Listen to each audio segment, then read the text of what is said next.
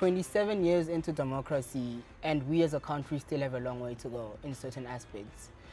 Economically, it seems to be improving, but there is a very, very important matter that we need to address, and that is the role of fatherhood. Has apartheid influenced the way that fathers behave in our homes, or is it just a social issue? Today I'm joined by a very special guest, Dr. Charley Pietersen. He's from the Growing Up Without a Father Foundation. He's a renowned author. He speaks nationally and sometimes internationally. It's a very, very good honor to be joined by you on our podcast. Welcome to the third episode of The Come Up, sir. Thank you, Thabo. It's an honor for me. It's always an honor to share. Yes. Thank you. You are speaking on a very, very important issue, fatherhood. You know, and the name of our episode today is, Are we raising a fatherless nation in South Africa? Yeah. Thabo, fatherhood, the problem that we are sitting with in our country, because, I'm running this foundation since 2015, is the issue of denial. Yeah. As fathers, as men, we are in denial. We don't want to come out and say, we are wrong and we need help. So we are a fatherless nation. I think the recent stats came out by Stats SA. I think 83%. I'm not sure because my Wi-Fi didn't work now. I think 83% of our kids are fatherless.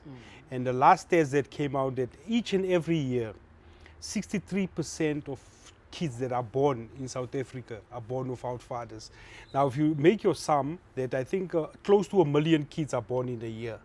So if you take 63% of the million, how much is that? Those are the kids that are going into a society without fathers. Yeah. Yes. But now, what's the impact of that onto the society when we're sending all these kids without fathers? Thabo, it's huge because economically, Yeah. emotionally, and everything, because you see the struggle with finances now. Even a father and a mother are struggling to get the kids to school and everything. Now, what about the single mother? Now, the single mother, and most single mothers are unemployed, and most single mothers are earning a small salary. Now, you need to put that kid through varsity or through school and everything. So it means that the mother must go and do some 2 or 3 jobs. Yes. To survive. So what's going to happen? It's impacting on emotionally and physically. And the demands of fatherless kids. Fatherless kids can demand a lot because they see Johnny is having this because Johnny's father bought it. Yeah. And also put pressure on the mother. So economically, there's a huge impact. In society, there's a huge impact. Socially, there's a huge impact because stats will show you that kids from fatherless homes are likely to commit suicide, rape, murder, end up into institutions. Not all of them, because I grew up without a father. Yeah. I went and looked up for my father at the age of 21. So my mother raised me. So why did I went and look up for my father is the issue of identity. Where do I come from? So I need to find out, who am I actually? I think you also mentioned that, that you met a lot of kids without fathers. The big thing is identity. Who am I? Others said, from which bloodline are you? Yeah. Or from which clan are you? Yeah. That's the thing. I know for me personally, because I'm also part of the stat of absent present fathers. Yes. I think psychologically for me, I don't know about what you think about this, but more than economically and things like that, it's going to a sports show, playing soccer, and you out there by yourself, while other kids are there with their fathers. What does that do to a small child psychologically? Huge. When you're at the soccer tournament and your dad is not there, he's alive, but he's not there with you at that moment, but other kids are there with their parents. You see what's key actually as soccer, every time maybe when you score a goal, you look up to a father. Who's there? Who's there? Who's there? Yes. Then sometimes mother is not there, she's at work. Yes. Then there's no one. So it's having a huge impact. Yeah. A huge so it affects you growing up big as well. Big time. Psychologically. Yes. Okay. I want us to go back though to where we think this problem might have happened, because I don't think it's something that started now. It's something that might have started way back. Where do you think the origin of South Africa being a fatherless nation comes from? Look, this is not a South African thing. Oh, okay. This is not a black thing. This is not a white thing. This is a global thing. America, England are leaders when it comes to fatherlessness. Namibia, South Africa. So with us, it's with the migration policies and everything of apartheid, where fathers were forced to move from the Ciskys, the Transkays that time to come to the city, in the mines. So what happened? They will start another family. that side. So they left the family there at home and started another family that side. So I believe it started there. But if you look, it's 27 years in democracy. We can't now still blame apartheid. No, we surely need to change something. Mindset and also behavior. You know, I think our schools must be more aggressive in teaching on issues like this. And our kids needs to be exposed, you know, to mentors and coaches, telling them, you know, the impact of you dating a girl, sleeping without a condom, impregnating her, what's going to happen. It's going to be just like you. And also in the mind that my father did that, I'm also going to do this. Exactly. Interesting. I just want to ask, do we mirror sometimes, you know, the way that our father treats women or people in their lives? Let's say you are growing up with a father in a house. Do you sometimes mirror the way he treats your mom? Yes. And does it impact your future relationships with women? This is what you see, you know, because most of the things that we see in the house, what's happening, we're taking outside. Yeah. So if my father is beating up my mother, I'm thinking this is the way I need to beat my future wife or girlfriend, because this is the way, or treating her bad. It's going to happen like that. So fatherless does play a role in gender-based violence, this huge pandemic that we are facing in South Africa. All my books, Growing Up Without a Father, Boy Child to Matter, fatherlessness is the biggest social ill of it all. Go to prisons. 99% of the prisoners, the boys especially, because I deal a lot of boys, Yeah. so they will tell you I'm here because I never had someone to show me the way, and I hate my father. And now that hate is coming out. You're keeping it here, ne? And you're taking it out To the society. to the society. Yes. Yes, yes. I just have a question for you. You know, we all have different perceptions, but according to you, what makes a man a man? That word man. You know, I was trying ne, to put it down. I said, actually, what is a father? First thing, ne? I said the father is a pillar. The father is a provider. The father makes time for the kids and for the family. And the father truly loves the mother. Yes. Sure, sure. So does that also, okay, you can continue. Let's come to the man issue now. I said, what is a man? You know, I went on Google, I look at myself. The first thing as a man, you are the protector. Yeah. You are the provider. And you are the leader and the teacher. This is the role of a man. Yeah. Because now, your daughter, you'll also see that daughters or fatherless homes, the daughter will look for someone. Because a daughter needs affirmation. A daughter needs to be told that you are beautiful, you're pretty, and you're intelligent, you everything. So that's where the blessers and the blessings are coming in. Yeah. The blesser will tell her, oh, you're so pretty, you're so beautiful. And she opened up everything. Because she thought that, you know, this is how it needs to be. I think we are quite judgmental to these blessings as we refer to them. But thinking about it, as you say, it's all about fatherlessness. And we can't really be too judgmental and too critical because they're just lacking that figure to tell them that you're beautiful, you're pretty. But now she's looking for these external affirmations from men that are taking advantages from them. Yes. I want us to focus on the girl child for now. How important is it to have that figure in their lives? Very, very, very crucial. You know, I see I'm having 3 boys and a girl. And they always tell you that a girl is more connected to the father. To the father, yes, yes, yes. And the boys are connected to the mother. I can see with my daughter, she will, you know, she will always, when they have a conversation, one day I want a husband like my father because my father is treating my mother like this or my father is doing things like this. So they look now outside for the blesser. And blesser came in because for the blesser it's just a transaction. I give you money, you give me a good time. Yes, that's it, And that's where most of our kids and people are neglecting the rural areas. Ne? What's happening in our rural areas, these blessers now, because of poverty and unemployment, they become the suppliers of the family. And the family approve relationships like that. Because of the economical transaction that's happening. Yes. I want to talk about that though. Mm. Does it have an increase in like things like HIV and AIDS? Because Huge. sometimes these blessers give them kids and they leave. Huge. Guess what? That's another fatherless child now Yes. that you just brought into the world. This seems to be like an ongoing transaction. How do we get to the point where we stop this? Because surely it has to stop. We can't stand on the sidelines, fold our arms, and say this is how things are. We need to get to the point where we are collectively trying to do something now. I believe, because I'm looking at something. If men can stand up in South Africa, said, I know my friend from Not In My Name, Sia. If all of us can stand up and address this issue, and said, I know in my WhatsApp group, there's 4 or 5 men that are abusing their wives or their children and everything. We need to stand up and call them out.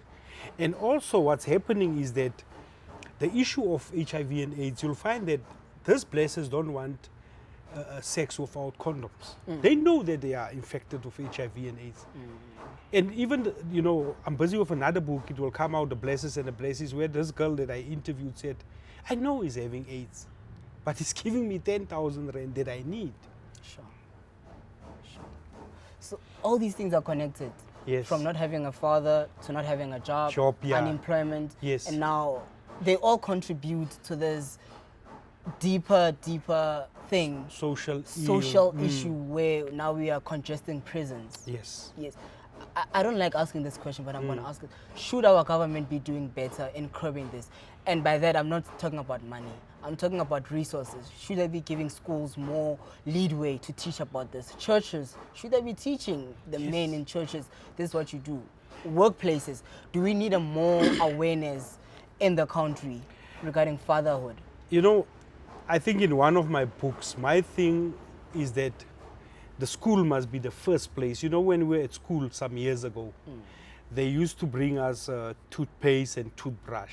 We still remember that. I was not. You guys. I just thought I was not there. Your father, maybe. Yeah. But what's happening is that if we can start with it there, that's why I'm having this program of Boy Child to Better, where I'm trying to get the boys at the age of 9. Actually at the age of 8 already, to look on issues like values, self-love, purpose. Why am I here? So churches must having programs, because I do a lot of motivational talks at schools, churches and everything. Then my first thing when I go to a church, I will ask them, do you have a program for single mothers? Do you have a program for orphans? Do you have a program for widows? This is actually, if you look in the Bible, this is what the Bible is saying, that this is where a church needs to focus. Then you'll find out most of them don't have that programs. Mentorship, coaching, because a church used to be everything. When you go to church, that you find a complete solution. Works, jobs, businesses, they must do that. Because the same mother, or the same man, we also find out that most of these guys, the top CEOs, are also abusing their women at home. So the work must have a policy, and government is trying, but I don't think, you see with government is that they can put programs there, but there's no one measuring and following up on that. Do we focus a lot on women and neglect men sometimes as a country? Like we have all these organizations, we have all these chats about women, what women go through, which is true. We need those things, but are we neglecting men in some form? Where I feel like that's where we should be addressing, because that's where the problem is. Yeah, Thabo, last year, before COVID, I had a conference in Sunnyside, in Morningside. Morningside, yeah. I had a conference where I had over 300 men in one room. My speakers were doctors, professors, everyone. My first speaker was an advocate that stood up and he cried like a baby. The issue of, are we neglecting men? Men are hurt, and men cannot speak out. If you have a problem as a man, you go into your man cave. Hit the gym. You hit the gym, or you're closing it down. Up, yes. But in that, you're building up anger, pressure. So when you get home, when something happened, then you just burst.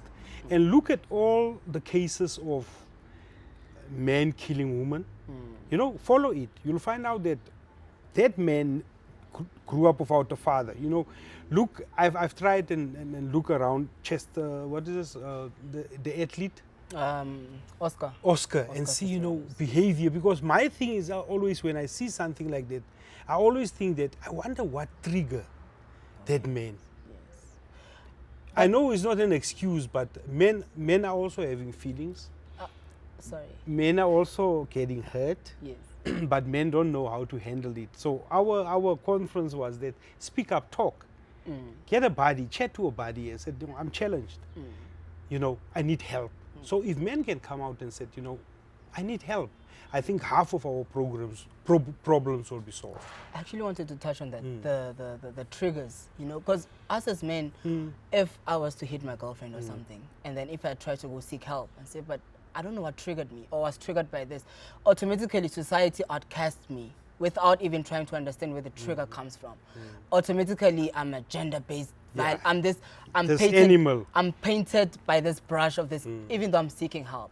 If a man gets raped and he goes to the police station, he gets laughed out. Yeah. So all these things, they build up in us men where we feel like we have nowhere to go. We close in and then we're building up these things. So how do we get to the point where people need to understand that men are also human? Like, we need a place where we can speak out without being judged, where we can have this type of discussion and no one is feeling offended. We're talking about our triggers. If a woman says I'm stupid, it triggers me, it gives me this anger that I don't know how to control. Then we are moving somewhere. But for as long as we keep on shutting men out, it keeps on building up. Tabo, but men also now, I think they need to take accountability and responsibility. Definitely. And said, you know, hey, I'm Charlie, I'm having a problem. Yes. Because most of the thing you find that men develop in certain stages. You know, at the age of 30 up to what, you are the man in the bed and you are the man in the house. And when mileage came now, you don't perform. You know, like you find the sprinter and the long distance runner. So a marathon runner. Yeah, marathon runner. So for the kids, they won't understand. So if you used to be a marathon runner, yes, and now all this, you know, things are taking a toll on your body. Stress, because stress are also one of the factors, unemployment. And look at the figures now, men are losing more jobs than women. Yes. Breadwinners, women are becoming breadwinners and men are not breadwinners anymore. So they become now sprinters. So go get help, man. Talk about it. Talk about it. Don't become this angry person. Yeah. Yes. Because your anger will destroy you. Yes. You touched on two important subjects. Yeah. Unemployment and women becoming breadwinners. Breadwinners. Does that impact a man though? Like, we are naturally born to provide and be the, like, you know, the leaders. So if suddenly you lose your job and the wife has to become a breadwinner, does that also impact you psychologically? Huge, Taba, huge. Because, you know, I look at myself, né? Where the foundation is a calling. I used to be an executive, you know, I used to be this big guy. If you look at my CV, where I come from Celtics to the bank and everything, and suddenly now you are in a position where you used to get that. And even the pressure now begins in the house there, where the kids need to get this and this and this. You feel that as a man. I said, hey, my wife is now there. So, but put the plan in action.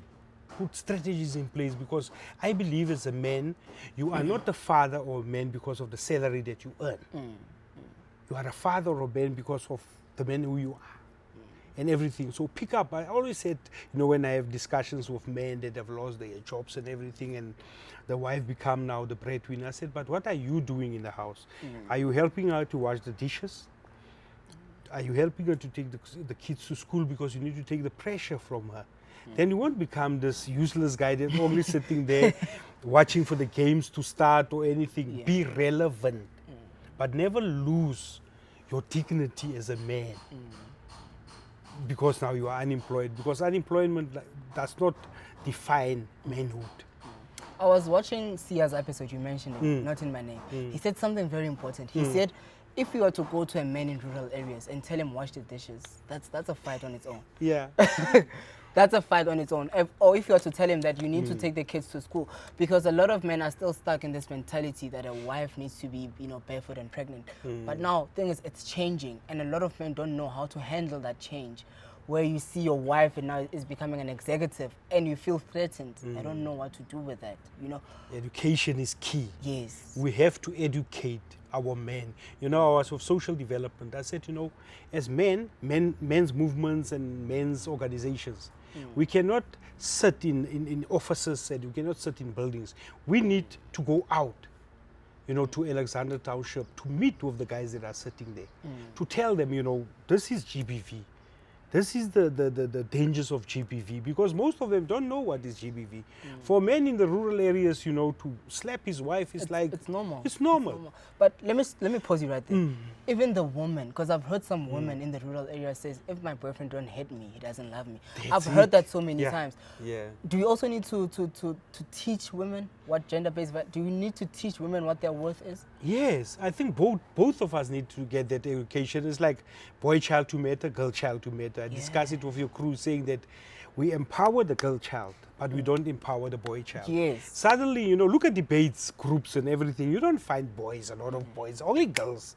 Now, if you as a, you know, weak boy, I'm not going to say weak boy, you know, low self-esteem and everything, meet a girl with a high self-esteem and everything, already that complex thing is saying, oh, she thinks she's better than me. Yeah. So the only thing that I can solve this is to hit her or to beat her to keep her quiet. So education is needed. And I also think our women must also be patient with us. Because I promise you, if you look at all the organizations of women, I know women are angry for what men are doing. Yes. But they don't give us chance. You know, I went to one organization, Mlambo Nuka was there, Mbeki was there. It was a woman's one. I think we were only 3 men. I felt so bad to be a man. Yeah. Because they went for us. And also make notes. I say, hey, but we are bad. But also, no, but man. Yeah. So I stood up that day. I said, I also want to apologize on behalf of all men. Don't beat up their wives. They don't do this, that are responsible taking their kids to school. Because now we have been put into this one basket. Yes. I said all men are trash. And that's what I want to address. I want to speak to the men sitting at home watching this right now and saying, but I take care of my wife, I take care of my children. You are not included in this conversation, but we want to commend you for what you're doing, because we need more men like you. Yeah. And we don't have enough conversations commending men doing that. Yes. But there are men that are keeping it real with their families, and we commend them. We need more men like that. They actually need to be an example to all the other men out there. Yes. But we need to appreciate them as well. Yes, and I also believe that, you know, as a man, you know, men, we are like this. You said, no, but that is not my problem because I'm not beating up my wife. But my brother, you know of your friend or your brother at home that are doing that. It's your responsibility to be the mentor and the coach of your friend or your brother or the guy in the WhatsApp group. You know, they are sending nude pictures of women and everything. You need to tell him, no, man, I don't want to see this nonsense. So... But I commend great men, and I promise you there's some great men and great boyfriends in this country of us. Yes, and we need more of that. Yes. Yes. I want to talk about what you just said. It is our responsibility as men also. If you don't consider yourself trash, but you also have a responsibility to call out trashy behavior in your circle, because you know, you might not be trash, but I must sit there and speak ill of a 14-year-old child. You know, there's this new trend amongst older men where they will speak of young kids as if they are their peers. You know, like, look at that girl, she's so built. And if you engage in those conversations, you are actually promoting this behavior. And next time when this guy rapes that girl, you played a role because you did not call him out. 100%. Keeping quiet, you're actually acknowledging that it's one of the most dangerous you have things rapey behavior, but I'm going to keep quiet. Then when it happens, you played a role. Or if my friend knows that I beat my girl up and he's quiet, he's also playing a role. The day I killed that girl, he played a role in that lady's, because he did nothing. Yeah. So if you are keeping quiet, you're just as guilty. You're right, Thabo, and I think also, you know, without condemning someone, you approach somebody very nice and cool and said, no, hey, Thabo, man, I watched you and your girlfriend, how you converse with her and everything. But don't you think, Thabo, the way you raise your voice and everything is also causing her behavior? Why don't you just lower your voice maybe? when you speak to her, because I think we're there to help one another and to guide one another, not to condemn one another, because we are all human beings. Today it can be you, tomorrow it can be me. Yeah. But can we get there though, as a country? We need this conversation, Sam. We need the podcast of all these things, like what you guys are doing. We need this, you know, they used to have this gatherings in the communities, the mhlanganos. We need to talk about this. We need leadership to come and say, you know, I'm raising my hand, sports people, soccer people, everyone, you know, like John Carney, them, you know, they are doing, and said, no, not in my name. We need that leadership. I think we need more things like that, guys, we need to stop gender-based violence. We cannot just speak about gender-based violence on the 16 days of activism in December, and then January to November we are quiet about it. It's normal. And then in December again we pick it up. This is a conversation that we need to engage on each and every day. As long as it exists, we need to address it. And we can kill it, you know. Like I said, let's volunteer. Let's go to the pubs and everything. Chat to the men there, you know, and said, no, man, why do you do this? Because sometimes we need to find out, Thabo. Why are you beating up your wife? So there's one guy who told me, my wife is beating me up. She's hammering me. Sorry. So the first, you see, you're laughing. So this is the first thing that men will do. They will I'm laughing at your word. You said she's hammering me. That's what I'm laughing. So I have learned, you know, through time and years that I would rather listen. Yes, definitely. Without saying something. And because as a life coach, Thabo, it's so important to listen, because the solution does not lies with me as a life coach. It lies with you. Telling me, going through the emotions and everything. You are actually the one that will solve your own problems. You know the reaction that we just have now, like laughing about it. Now we can, you know, it's a chilled out environment. But I want to talk about men that go to the police station, go to report being beaten up by the women, a man that's being raped. You know, why do we still have that mentality that a man cannot be raped in the community? I think it's also this cultural thing. Like I said, you know, what is a man? Masculinity. A man is supposed to be strong. A man is supposed to be, you know, a provider and a creator and everything. We don't realize that man is also a human being. And I think also the mindset of our police stations must also change. And maybe have a private, saying that there's a private room where women can go in. There's also a private room where men can go in. And maybe let's change it where if I'm beaten by my wife, I must be helped by a female trained policewoman, not a man, because I won't be open when I see a man policeman, and especially how do you start, especially in the community? That's what I'm saying. It's difficult. How do I start? Maybe, you know, females are more soft and everything. They understand what rape does to a human being. But us, we don't really get it. No, I mean, Chief, you know, what were you doing? Man. Why didn't you enjoy it, Chief? Let me call. There was one article where one man was reporting this case, and this guy went through all the rooms in the police station, inviting all the men to come and hear what this guy is saying. To report. But now, after this guy gets laughed out of the police station, what happens to that anger, that humiliation? Where is it going? Back home.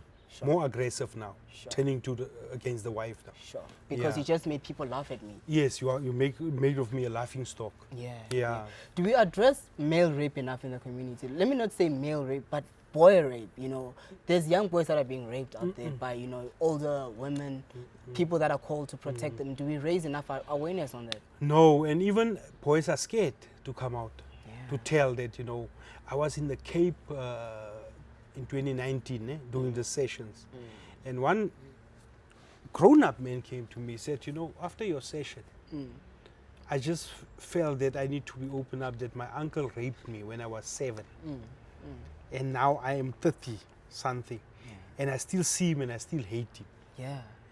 Anyway, we went through that forgiveness thing and said, but first you need to forgive yourself. You know, if make peace with yourself, and really, do you want to make peace with it?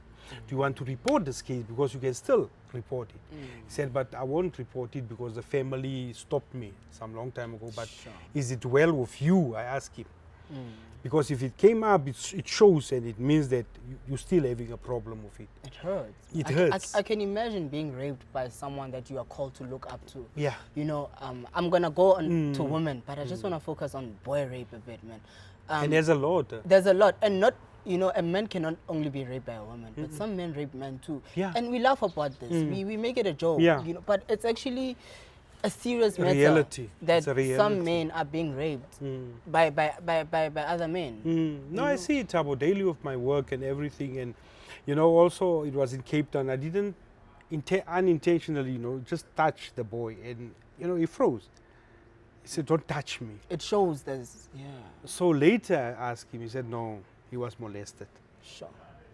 So it's, you know, the anger is in there. Yeah. And this anger is coming out. And, you know, I ask a question, are we an angry nation as South Africa? Angry, fatherless nation. Everything, we angry. Everything is, it's just, we just angry. So this anger, if it boils and it came out, this is what we see. No patience. You know, I'll just hit you and finish you. In my last episode, I touched on apartheid in a psychological manner. You know, did it hurt us psychologically? But right now, I want to touch on it in a more masculinity manner. Did apartheid lie to us in what a man should be? You know, should a big Afrikaner man be angry all the time, and should a big black man be angry all the time? You look at the shows that were playing in apartheid. You know, Afrikaner men were beating black men. Like, it was all this violence. Yeah. Very few movies that came out back then showed a loving man or a man that's carrying his child. Very few movies. Did apartheid hurt us? And did media as well paint a picture of what a man should be? Tabo, I used to work in the bank, ne? So there was movies of criminals, thieves. And the criminals and the thieves were always black people. Showing us in the bank, you must be aware of this and this and this. At our schools, they will come and show us, you know, the first of the ANC and everything. So it is a brainwash thing. Apartheid did brainwash us. And you know, we have to come to a point where we say that we need to draw a line. Because if you look at the Bible with Moses, they moved out of Egypt, but Egypt never moved out of them. The mentality was still there. The mentality of Egypt was still there. Yes. So we need healing, actually, as a nation and a country. Total healing. That's why you'll see that when an Afrikaner guy comes, immediately, like masculinity, you think, if this guy can get hold of me. Like my son, we were joking the other day, I said we were taught that when you fight a white person, you must make sure that the first shot that he takes, he must not get to you, because it comes with all his strength. So you must just make sure that you avoid it. So it happened. We need healing as a nation, and we don't need tenders. We need, we need a drive that will say, you know, it is well with me now, Tabo, as a black man, it is well with me, Charlie, as a colored, it is well with me, Johnny, as a white person, that we have to find one another. We hurt one another in the past, very bad. Because if we don't do it, we're just translating this to our kids. And the generation just go on, an angry generation, you know, raping, beating and everything. We have to get that healing and forgive one another and move out of Egypt. It's difficult. It's difficult because growing up, I remember, I'm not that old, but I'm not that young either anymore. Growing up, there was, you know, TV programs that you used to watch, and most of them, you know, it was from prison.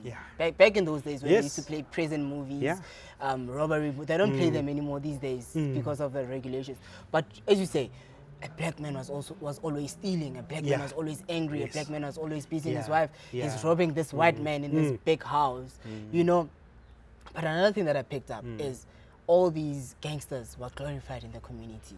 They were feared, they were renowned. You know, if a gangster comes, people are bowing down to him. So I got to thinking, you know, and I researched one of the series. I saw that it was written by a white woman, you know, telling a black story of how gangsterism is in the hood. And then I said, what about a small child watching this and say, but I also want to be feared like that. This is how I want to be, because I'm being bullied. I'm going to be like this guy. you know. Does that hit us psychologically as well? That people are telling our stories for us in a non-accurate manner. 100. Look at the Western Cape. You know, when you talk to the boys in the Western Cape, their ambition, exactly what you said, that I want to become a gangster one day. I want to be like Stachy, because Stachy, everyone fears Stachy. Yeah. This is the propaganda that the media and people, like you said, that are not supposed, because we need to tell our own story. You know, why can't a colored person write a colored movie? 100%. That's from the flats, that area. Cape Flats. Yeah, and talk about the pain and what's the happening anger in the Cape Flats. You know, Tabo, when I wrote this book of Ntate Molemela, I interviewed Ntate, what is the former president, Ntate Tauniani. Oh, Ntate Tauniani. Yeah, Ntate Tauniani said, Charlie, what you're doing now, writing this book, it's actually history, because you see, we as black people don't want to talk about our history. No. We don't want to tell our kids about our history, where we come from, the rights and wrong. Exactly like you do. You know, we had a program one day in the bank. They call it the VUCA program, where they will take us from the bank and show us townships in Soweto and everything. And you know who was behind it? A white man. Yeah. And I stood up that time, because I used to be very vocal. I said, I don't want to go to Joburg to know the experience of a township. Take me to Pameng, take me to Heidedal, take me to Rocklands. Take the guys from Joburg to Soweto and everything, because this is the environment where they come from. And you know, and issues about why is the cleaner late in the morning. I said, but do you know that the cleaner is taking 4 taxis to come here, waking up 3 o'clock in the morning to get here, taking 3 or 4 taxis, and you, Johnny, you just went to your garage, tweet, it took you 5 minutes to come here. So you need to understand where we come from, to be in a position to understand how we feel and why we do things. Do we have to work 3 or 4 times as hard to get what other people are having as black men in the community? Yes. You know, not only material things, but I'm talking psychologically, mentally. Do we need to work extra hard because of the pain that we face? Yes, and also the system. The system is still like, Tabo, my other book, I can't finish that one, How I Survive in a predominantly white corporate world. You know, I always say to the guys, when you're black or when you're colored, you need to put in 200%. So when you fall, you can fall on 100. If you come in with 100% mentality, you're going to fail. Definitely. You're going to fail. Definitely. So it is like that. We have to prove ourselves. We need to work twice as hard. But why? Why do we still need to prove ourselves if this is a free country? Why do we still need to get to the point where you need to give 400%, but I can only give 100, yet we are perceived equally? Why do we still have these big salary gaps in South Africa if we are a free nation after 27 years? I know you've deviated from manhood, but you brought up a very interesting topic, speaking about the system in South Africa. Look at the JSE now. Who's running the JSE? You see, I think we need to come to a point, you know, when there's one book that I was reading, is that you know, we're coming from a point of hunger, and all that we want to do, because I'm hungry. I just want to satisfy my stomach. Yes. And you know, I don't even think about other people. So if we can come to a point where we really, I always said, you know, appoint somebody because Thabo is great and he knows his job. Yeah. But also give him the opportunity to be trained. I asked one guy one day, because I wanted to promote a black lady that they recommended to me. Yeah. So when I wanted to make her manager, they said, no, she's not ready. I said, but wait. You HR, and you said this lady is ready. So now, I want to give her the opportunity to show her readiness. I said, no, you have to wait. And I asked that guy, I'm not mentioning one of the name, I said, tell me, when you arrive in this position, did you come straight from heaven to land in that chair and you became this regional manager? He said, no, somebody gave me an opportunity. I said, but this is what I'm doing also. Opening the door. Yeah, and help her, and because I'm going to coach and mentor her. Yes. And she went and became one of the top ladies in that group. I'll mention the bank, Standard Bank. I was at Standard Bank when I made them their challenge. She's now one of the top managers. Sure. All of us just need an opportunity, time. Yeah.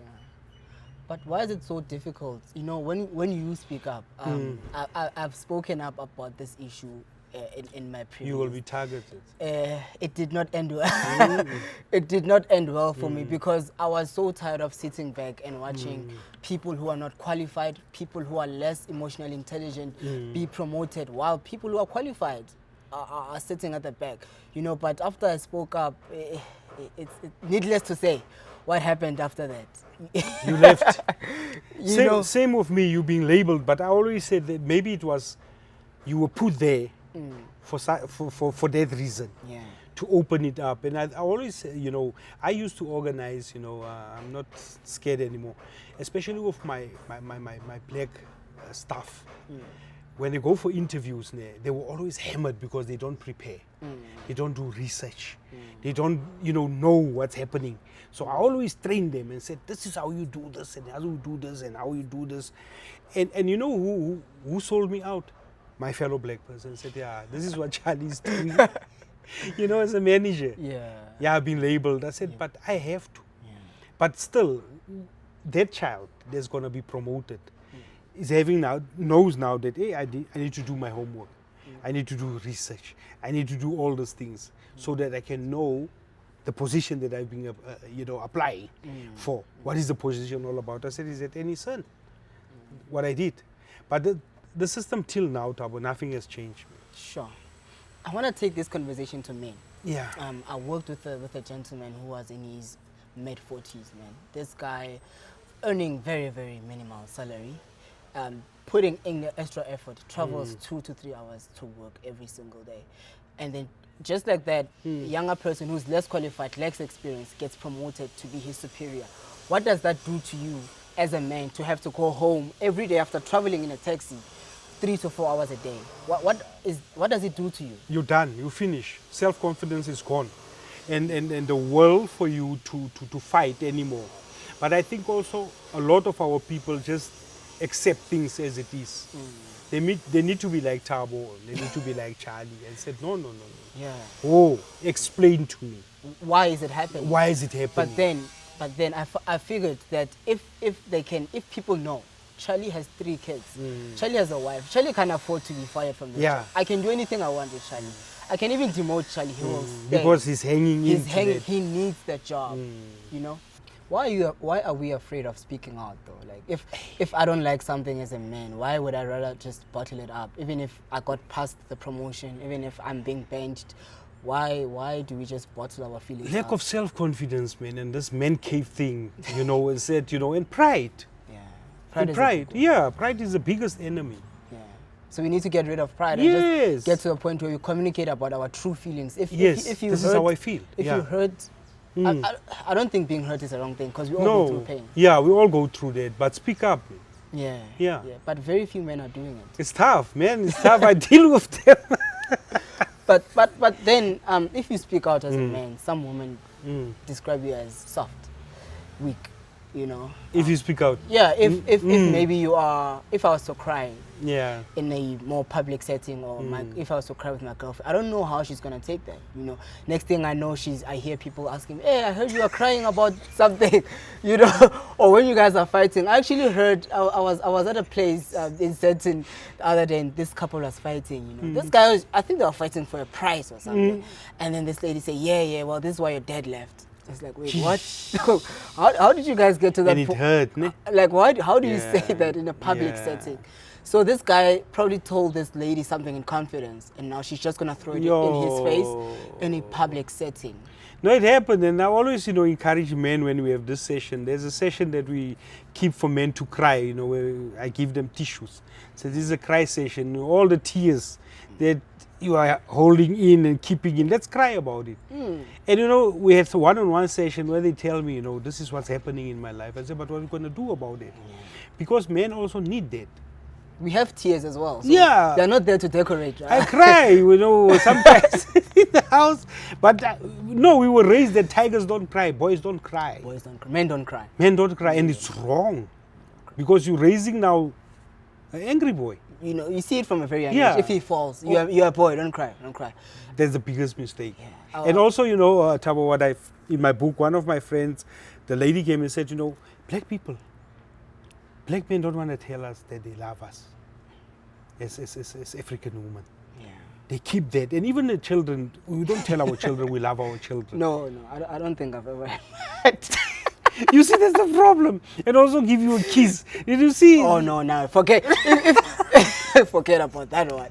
No, but we can learn from other people because of my boys. I said, no, man, come kiss us. Oh, no, daddy, here, man, here. Even they, but we're trying, but we have to. Because this is the way you can show love and everything. I love you, boy. Yes. I love you, my girl. Yes. You know, there's this reason that men use, which I feel like personally it's pathetic.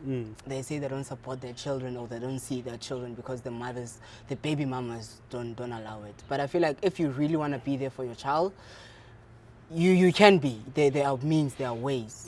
Thabo, but to speak the truth, the most of the baby mamas are gatekeepers. Does it happen though? Then I happened. take my comment back. No, if it happens, it happened. Look, we need to be honest. There's useless men that really run away and not look after their responsibilities. But there are men that really wants to be there. Sure. And you know, I saw a video clip because now you can't give 100 rand. You're not allowed to see your child. But you can only give 50 rand. You can only see your child when you can give 100 rand, which I believe really, mother, you don't know what are you doing to that child. So men need to pay to see their yes, children. and that thing will come back to you one day as a mother. That the reason you keeping your child away from the father, and the father really wants to be involved. It will, what goes around comes around, and it's going to be very bad. But you find that other guys that totally they're not there. Yeah. So as much as the fathers play a role, women also play a role. Yeah. Some women also play a role in us not being able to access our children. Yeah. You know, I've heard there's this comment that I don't like. You're just like your father. Hey, and that's breaking, huh? Yeah. The power of the tongue, because they say when you agree, so if you ask that woman, how is your father? No, he's a drunkard, he's a what. So it means this is what you say that your child is going to be. All the negative things, you know. If a child comes back home late, you're just like your dad. You know. And that one day when you pick, you said, you know what, let me rather do what my father did. Because they said I am like my father. So with my things, you know, I always tell the kids that you're not your father and your father is not you. So don't come and say, you know, because my father left my mother or my father did this and this, I'm going to do that. I say, don't bring it on yourself. Because people don't realize the issue of affirmation. You know, you've got a conscious and a subconscious mind. The subconscious mind don't know the difference between right and wrong. If you deposit a negative to it, it will give you a negative. So with me, I said, I don't even mention that I'm not like my father or I don't want to be like my father. No. He's his own man. I always teach that to people that don't use the word don't. You know, if you want to lose weight, don't say, you know, I'm going to stop eating junk food, because your subconscious mind do not recognize those words. Rather say, I'm going to start eating healthy food. Yes. Seek positive affirmation rather than using 100. Because your brain, your subconscious does not know what you're saying. You know, your brain does know, but your subconscious cannot pick it up. So the subconscious will remember the healthy food. Yes. I'm going to eat healthy food. I'm going to be a better father. Subconscious remembers better father. Yes. Or I'm a better father. I'm a better, yes. If you're there, I'm a better father. Exactly, yes. That's what your mind, yes. We need to get men to the point where they actually start speaking like that. Yes, like, you know? I had a session with the soccer team. I said, do you have a self-talk? You know, do you have that self-talk with yourself? Because usually I will go in front of the mirror and talk to myself. And sometimes say, hey, you're a beautiful one. I do that a lot. Yeah, but you must not say, hey, this pimple. It's like, you'll find people saying, oh, my high blood. Yeah, my back hurts. Yes, you give that high blood authority over your body. So you'll never get healed. Yeah. Because you said it's my high blood, and high blood will argue with you. You said, no, this is my home. Because you're saying my high blood. My high blood. My back so you pain. Embrace me, you love me, so I'm staying. Yeah. You know, there's this, I used to work with this lady, everything she does, she used to say the word ouch. Like, when she says ouch, like, dude, stop. And it got to a point where she would be sitting, and every time she breathes, like heavy breathing, ouch. Oh. Like, why? Thabo, you know, in Bloom, I was at FNB now. We used to have a security guy, Jordan, a very positive guy. When you enter in the morning, he will tell you, Jordan, how I'm very well, you know, even if you feel coming with a bad attitude. You will feel better after that. So there was a lady that was always complaining. I said, John, you know what? We're going to use a psycho over her today. Yeah. When she entered the door, we're going to tell her, hey, Clinky, you don't look well. So I've positioned some people, 3 or 4 people, that when she goes up of the stairs, Clinky, you don't look well. Yeah. So when she went and sit, I was the last one. Now as a manager, Clinky, anything wrong? I promise you, we call the ambulance. She started to feel because it's the psychological part of it. That's it. Psychology is so important in our lives. That's why it's so important for parents not to say things like, you'll be like your father. Yes. You will be as useless like your father. Yeah. That boy, it's stuck there. And teachers, I always tell teachers, I had a session with teachers in Broncos Parade. I said, teachers, you know, you politicians, you doctors, Yeah. you CEOs, because every profession comes from a teacher. Yeah. You know, I went through a teacher to be an author. Exactly. I said, but you know that you also made sure that a lot of kids are in prison, are in the streets, they are hobos. They are like this because you told them Yeah. as teachers. That is true. you Yeah. know. And I don't want to mention any names, but Ms. David, she said, like from grade 10 until like grade 12, that's all she used to tell us in tourism class. You guys will never achieve anything. You guys are just useless. You guys are probably going to go to jail. Yeah. That's the only There's a thing. seed that she planted. Every time we went to that class, that's what we heard. You guys are going to steal. What does it, like, does that really affect us though, as human beings? How about just do your homework and find out from the class of yours that time they started there, how many of them have reached their full potential. No, that's like Steve Harvey will tell you that he couldn't talk. He was stuttering and everything. Yes. Have you heard his story? I heard his story. And what did he do? What did he do? He bought that teacher that was said you will never make it, you will never talk. He said every year I'm buying a new TV. So they cannot miss my... She can't miss me on TV. Yes. Yes. Teachers are dangerous. I want to talk about men that want to reconcile with their kids. You know, so I feel like some men don't know how to reconcile with their kids. My dad sent me a please call me after being absent for 4 years. Yeah. Why? But I want to talk about, you know, men who have been absent, but they genuinely want to reconcile with their kids. Okay. How do they go about with doing that? I think the first step as a man that you need to take is that you need to ask yourself, why did you leave in the first place? What made you leave in the first place? And you need to correct that. And really, if you were using drugs and you are still using drugs, as a mother, I won't allow you to come and see your child. But if you are a changed person, really, and really in your heart, you feel like, I have to see my child, I have to, you know, ask for forgiveness, I have to do this, then by all means. So what we picked up, a lot of fathers that want to reconcile, I always said, you know, get somebody that you can talk to, that can work with you, because you yourself alone cannot go that route. You know, when I went and looked up for my father at the age of 21, I asked a friend of my brother. He was far older than me. I said, can you please come with me? I'm going on this journey because I don't know what to expect. So you as a father also, you don't know, you know you can find a hostile child that don't want to see you. You know, because you also need to prepare yourself psychologically. And the child must be prepared. He needs to know, hey, your father is coming. We focused a lot on absent fathers who are not there, but I want to speak about fathers who are there but absent-minded and absent emotionally. What effects does that have on a child? Knowing that I have a father in the house, but I can't tell him I need socks. Or this guy, you know, in our community, fathers are people that just sit and watch TV. You don't disturb him when he's watching the news. What does that do to a child, both boy and girl? Conversation that I have with children like that why must I talk to him? He's not there for me. He don't show emotions. You know, why must I ask him something? Because this is what he's going to tell me. So what I'm saying to that, fathers, be involved in the life of your kids. Find out who they are. Find out who their friends and everything. You know, stand up from that couch where you're sitting. Have you ever, is there soccer training or what are you doing? Just show interest in your child.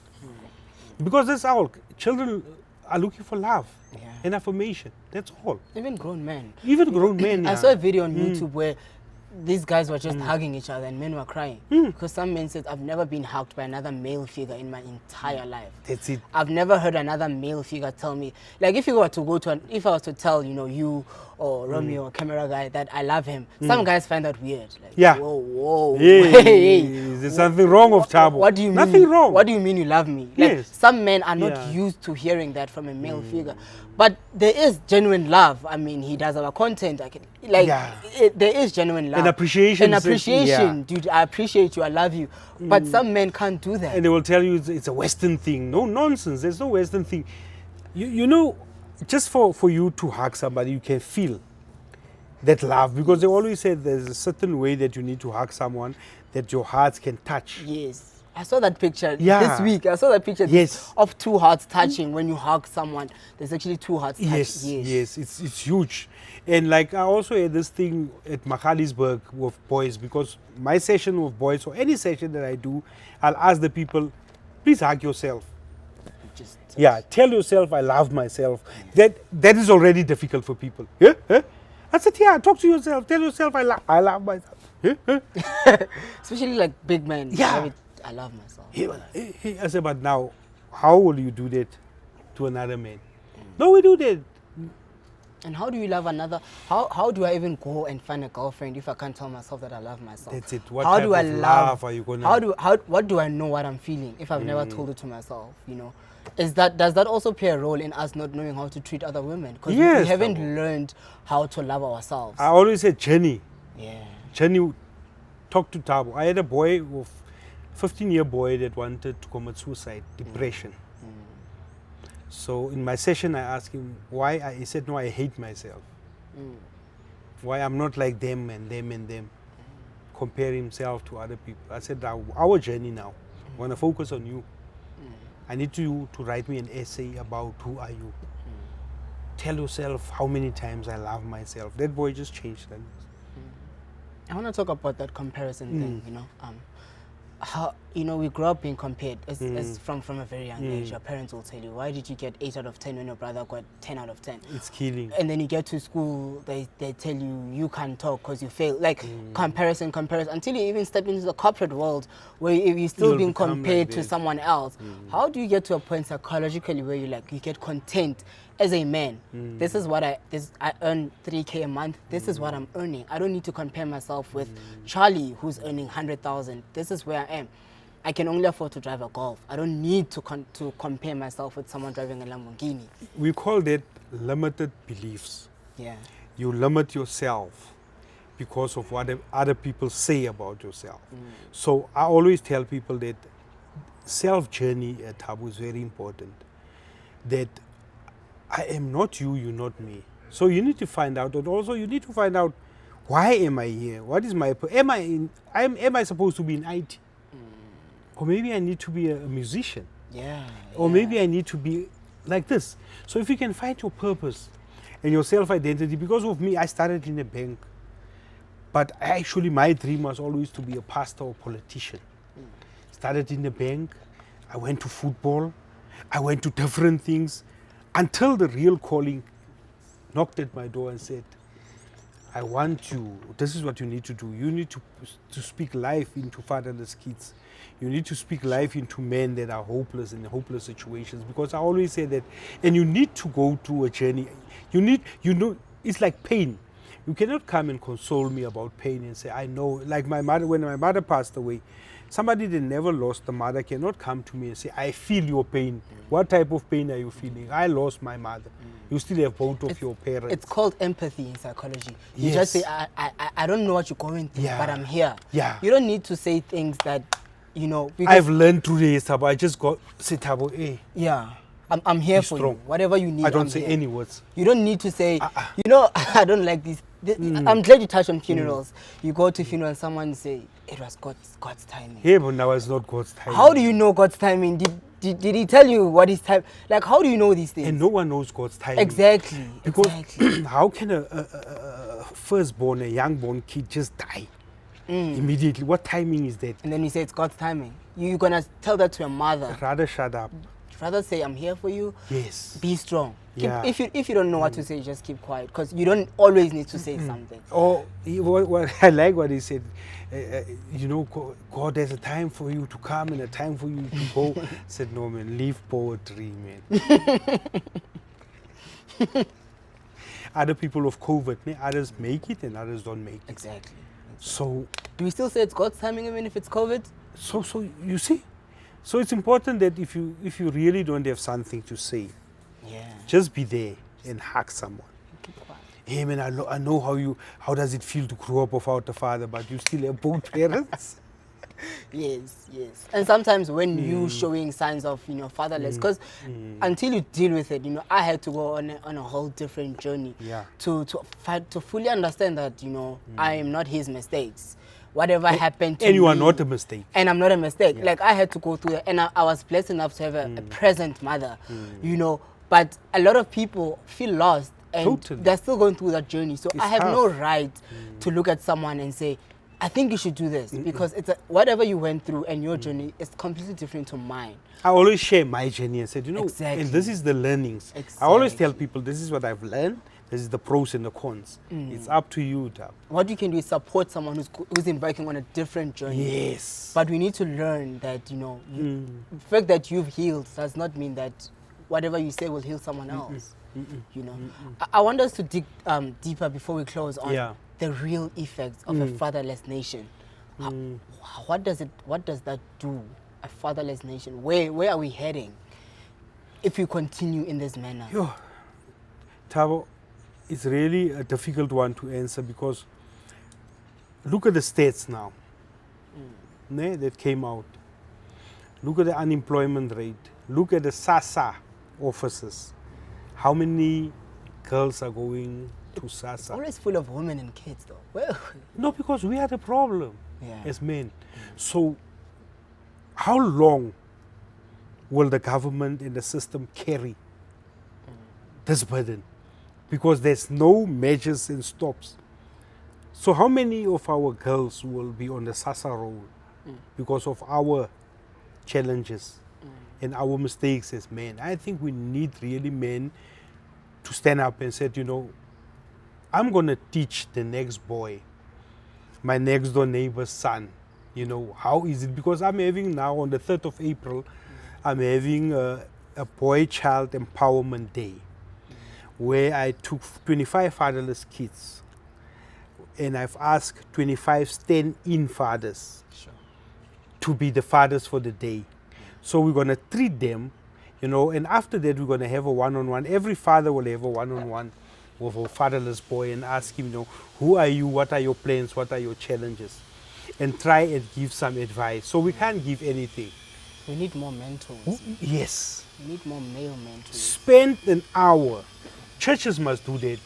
Churches, the fathers that are there, must say, right, we are standing up in the church as standing fathers, helping single mothers and and children without fathers. Businesses must do that. Programs must be rolled out like that. There must be a national rollout program by government supporting this, because there's a plan for, there's a rollout for GBV, there's a rollout for HIV, there's a rollout for TB, but we also need a rollout for this cancer of fatherlessness. Yes. I'm sorry, but Mr. President cannot just stand on a pulpit and say it's a pandemic and not do anything about it. I'm sorry, but you can't.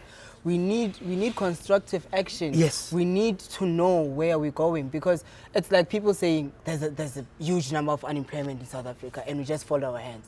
We need to know, how do we solve this thing? Yes, we know it's a cancer. It's there. Women are being killed each and every day. Yes. When you switch on the TV, a week will not finish until you see a child missing, a woman killed. Guys, I think in Nigeria 300 children has been kidnapped now. Again. Yes. So I feel, Thabo, if you as government have a department of women and children, you also need to have a department of men and boys. Yeah, yes. Where the focus will be there. Yes, that is true. Yes. I want to talk about men in leadership. do you also have a responsibility to act a certain way?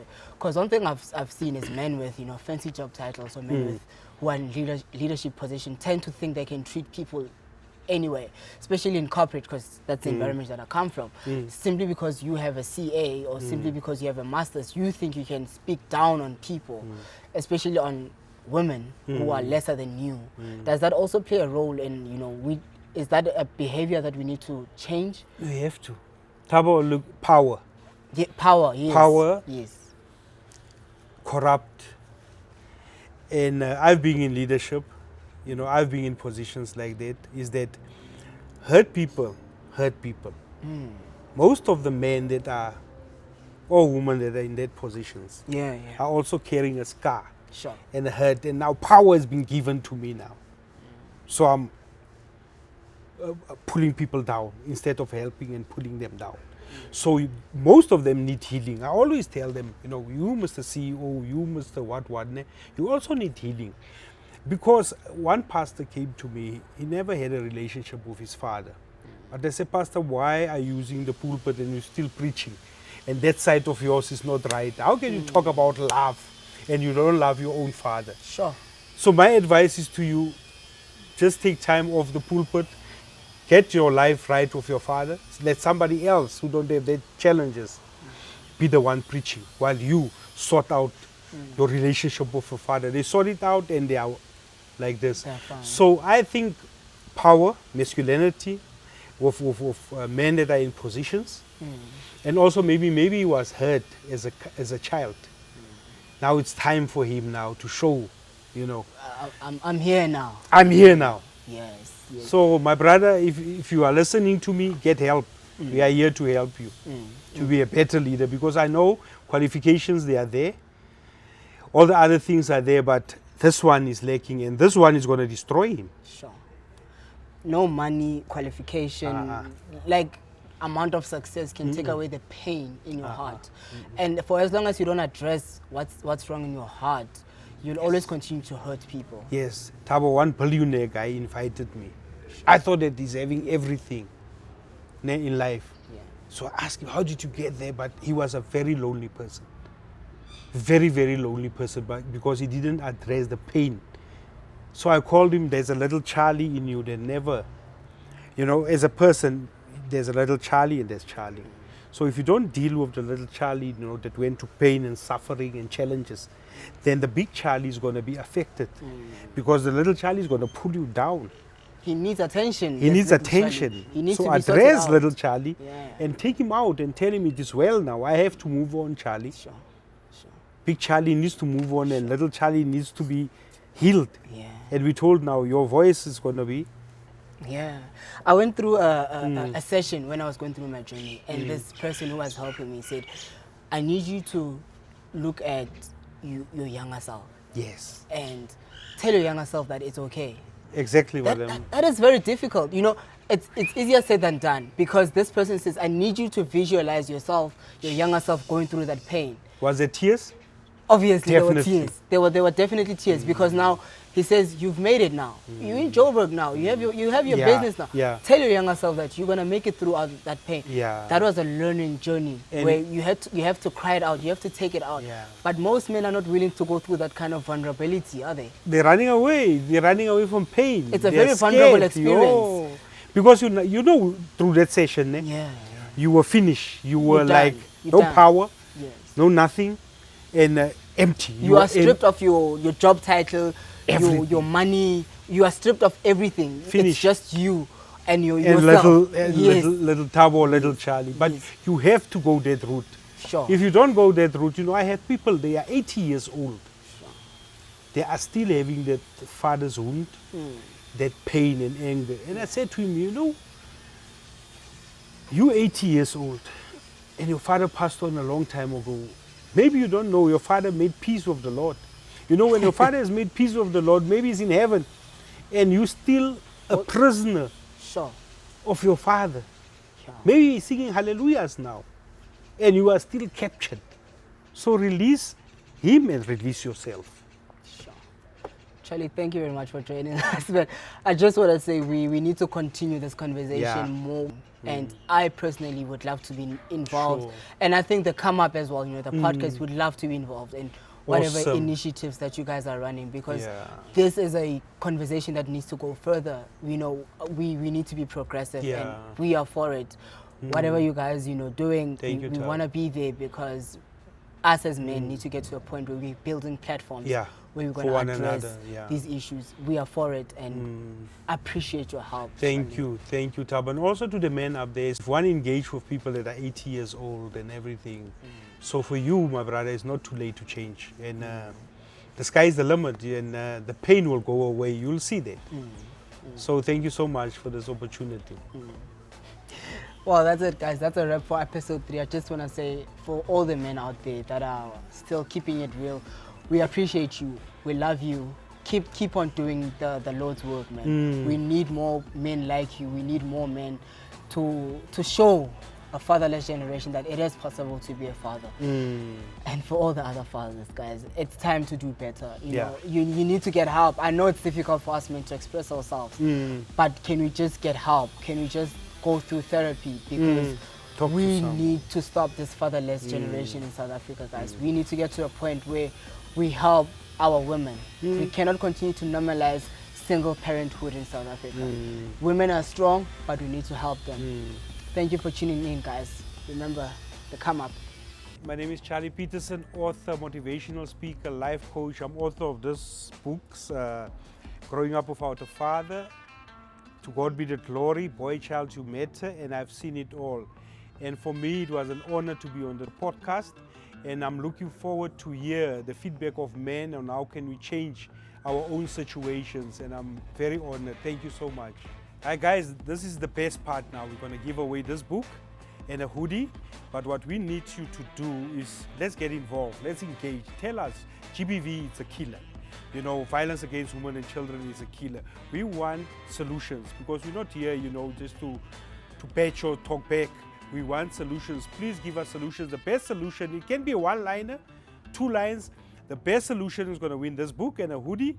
But to do that, you need to subscribe, like the Come Up podcast, and there we go.